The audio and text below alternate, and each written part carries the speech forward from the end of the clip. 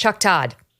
He's in the Katharine Hepburn field when he looks at Joe Biden, or at least he was 4 years ago on Joe Biden Inauguration Day. Listen here. To watch Joe Biden today, it was such a stark reminder of how, as a country, we do seek out whatever we think we were missing, whatever it is we thought we were missing in the previous president. He is the better angel president. Joe Biden believes he's eternally optimistic. He's not cynical. The guy's been in Washington so long, you would think, some of us, you're here too long and you become cynical. He's never cynical. He still thinks the better angels exist. And it was just such an important moment. Jeez. Okay, stand by. That's the my boyfriend's so hot and dreamy, he's never going to cheat on me portion of our story. And here is the expected epilogue. And there is, you want to get angry just as somebody in just all these mixed emotions. You read the Hallie Biden transcript, and that's Bo's widow. Yes. And essentially he turned her into a crack addict.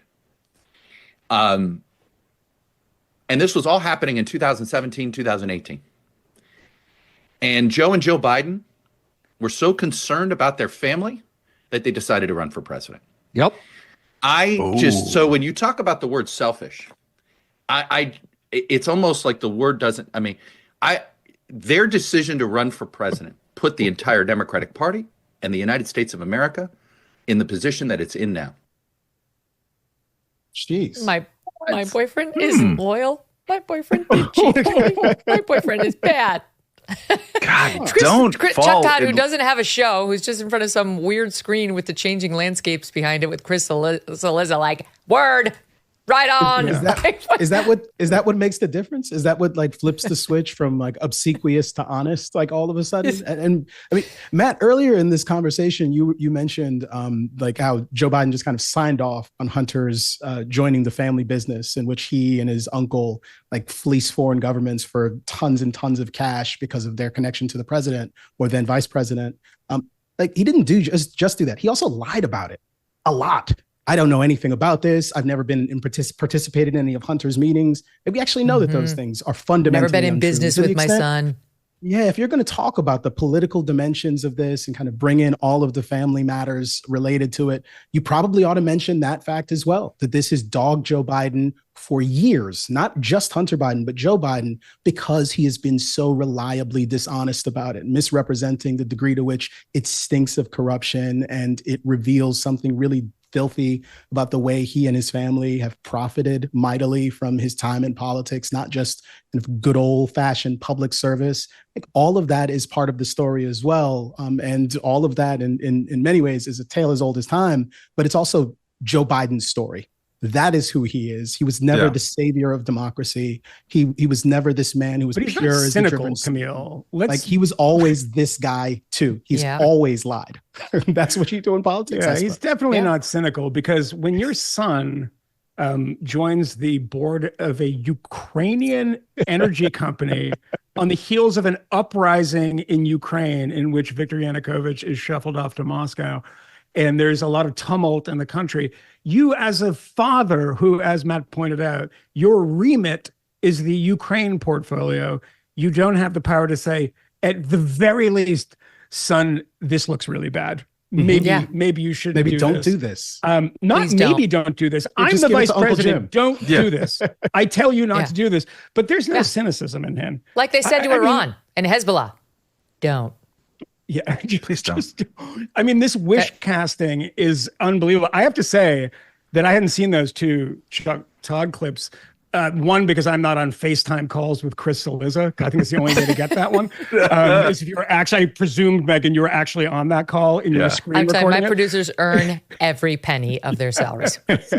Good Lord. You should get hazard pay for watching that stuff. But the first one, it is so obsequious and over the top and fawning and wish casting. This is not what is going to be. But he's claiming that this is the truth, right? We have seen through his tenure in Washington, this is absolutely baffling to anyone who's watched Biden's tenure, is that he's not cynical. He's not a creature of Washington. He's managed to stay above the fray. And it's like, and then to go 4 years later and be like, oh, by the way, he was running for president because his family was in trouble. And by the way, his son was smoking crack and having a relationship with his dead brother's widow. I mean, it's the most insane. It's like a Mexican soap opera. It's so insane. And you didn't know that at the time? You didn't see that at the time? Because I'll tell you what that would be. That would be like the most cynical thing I can think of, to run for president for that reason. Well, it's interesting to see, like, for some, I don't know if the truth is finally becoming apparent, like the Chuck Todds of the world, the Jared Polis of the world. Senator Michael Bennet of Colorado, a Democrat, he criticized Biden. Go take a look at the comments under his tweet. They're killing him. The Democrats are so angry. They feel betrayed that he would criticize Joe Biden over this. So some Democrats and media commentators have spoken out like that. Like, this is bullshit. F him. What has he done? And then you have the New York Times with Under the Dark Night. It started 50 years ago, a man tormented.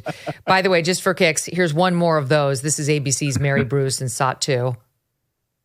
Well, this is something that President Biden and this White House were adamant that he would not do. But this morning, with just weeks left in office, the president is now protecting his only living son with a sweeping pardon. The about face comes just weeks before President-elect Donald Trump is set to take office. Trump has vowed retribution against his political opponents. Slow motion. Has repeatedly bashed Hunter and the Biden family, accusing them without evidence of corruption.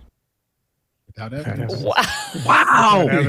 We pivoted to a without evidence from Trump. We got a without evidence. Yes. In the middle of no evidence of corruption against the Bidens? Living son? The only living son, by the way, is gross, I have to say. I know. That once again, he uses it, and so do his media enablers. They also use it. But anyway, more importantly, I just wanted to show you a little bit more of Dark Knight 50 years ago coverage from ABC's Mary Bruce. But that brings me to something I think is special and that you're really going to enjoy, and that's from your friend and everyone's, Don Lemon. Oh, boy. Good morning, Lemon Nation. I missed you guys. Did you guys miss me? Oh, no. What's good for the Donald is good for the Hunter. So if you're going to talk about selective prosecution and you're going to talk about lawfare, okay. That's why I said Joe Biden should use it too. And also, this whole idea about a president having complete immunity, well, maybe Joe Biden needs to do some shit before he leaves. What? Because if he would just be immune. What if he jailed Donald Trump for, I don't know, January 6th? I'm just saying. What? How do you do that? What's good for the Donald is good. What is that voice? For the Joe head Biden. injury? Wait. Okay, when the economy is messed up, when they're paying more for goods, they don't even care if their family members are going to get deported. They don't care. It says, oh my God, I can't believe it. What happened with the gas prices? Oh, Don't do the voice. You know what? I don't drive. I take do the it. subway. Y'all want to have dinner tonight? That's my attitude. What? And I wouldn't help Michael? them do nothing. I got a fact. There's a subway in Sag Harbor? I didn't know that. You see, Do you feel enlightened? Don out there. Yeah, That's Lemon Nation. I kept on thinking that He my switched. It used to be internet Lemon connection Heads. was going Hello, my out. Lemon Heads. Now it's Lemon Nation. Lemon It's both. Nation It's is an I hope Evan Dando lamentation. sued. That was the. I kept on thinking. I mean, I think he was that- trying to do some legal analysis there. Like that's what did a great I think, job. where things went south. Was. Yeah. Just I don't jail know him. either. He just go over to his house and put him in jail. Yeah, That's get how it on works. the Sag Harbor subway and Yeah, take do the some subway shit. to Washington. And that is, you should have shown the beginning of that clip where he gets kicked in the head by a horse because he's just like on the fritz the whole time. I literally thought my connection was going out. I was like, oh, what? I think I lost them because there was 10 seconds between his very deep thoughts. I think, by the way, the Don Lemon thing, and I feel bad picking on Don Lemon because he obviously has some cognitive issues, and the decline has been pretty significant. But I think Pretty we remarkable. first saw that with his interview with Elon Musk, and I am watching this and thinking, like, how on earth did they keep him at CNN for that long?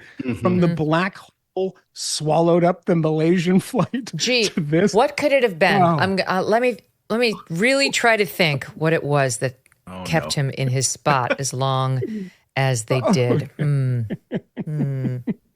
Oh, I got it. He's black and he's gay, as he said repeatedly when he was trying to get them not to fire him.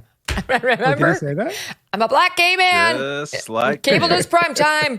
Oh, yeah. Every time we try to fire Kmele, he says that too. Yeah. So annoying. He's saying that he's open-minded suddenly. He's like gay adjacent. No comment. No comment. Now, Kmele used to be spelled differently. because my team is so competent, they have pulled the clip that really sums up this entire thing. And this is really what Joe Biden is doing. And the media is either shocked, horrified, or making excuses for him. But here's Joe Biden. Come on, flounder. You can't spend your whole life worrying about your mistakes. You fucked up. You trusted us. That's it. That's amazing. Still works.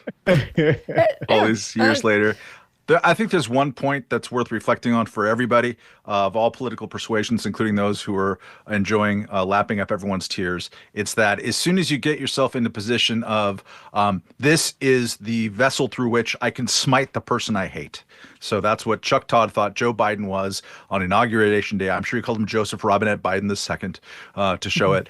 Then you are going to tell yourself a fable about how honorable he is and how swelled with emotion and honor America was in doing that. And you see people invest Donald Trump with the same kind of hopes as they're using him to beat back the left. Don't place your hopes in politicians, people. They're going to lie to you. That's what they do. Yeah. That's how they got there.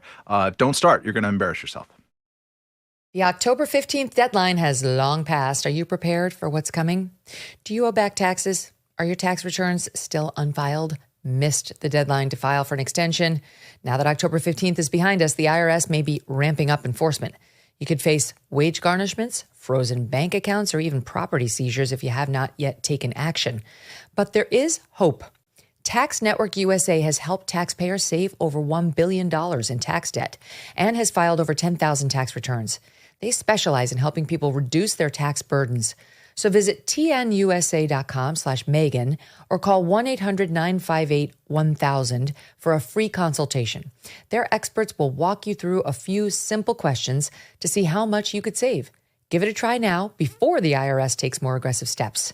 Take control and visit tnusa.com/Megyn or just call 1-800-958-1000.